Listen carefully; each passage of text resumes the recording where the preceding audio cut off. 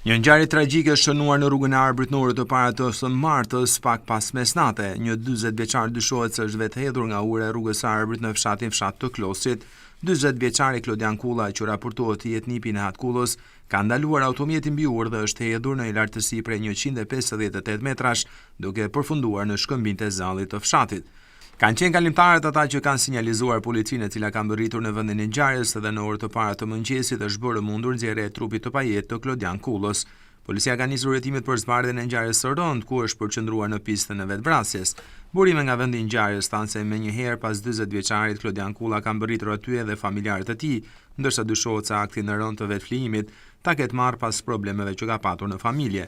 Megjithatë, kjo mbetet një pistë e cila pritet të vërtetohet nga grupi hetimor, i cili ka marrë në pyetje familjarët e të ndjerit. Sipas psikologëve, akti i rënd ngrej edhe një herë alarmin për trajtimin e rasteve që shkojnë deri në vetflijim, si dhe stepjen e këtyre personave për të trajtuar tek specialistët e fushës, ndikuar edhe nga mentaliteti shoqëror për të shkuar tek psikologu.